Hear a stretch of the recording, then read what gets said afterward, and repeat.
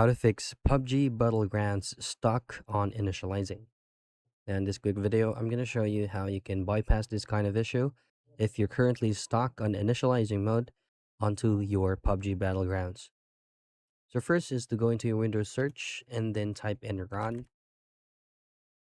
And then this is going to be what you need to access, which is going to be percentage, local app data, percentage, and then OK.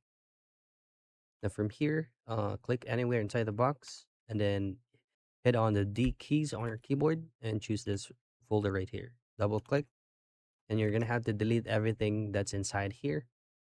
And then once you've done that, pull up your Steam. Pull up Steam at the upper left, go into settings, and then at your left side, choose on downloads, scroll down, and then execute clear download cache. And that's it. That's how you fix PUBG Battlegrounds stuck on initializing.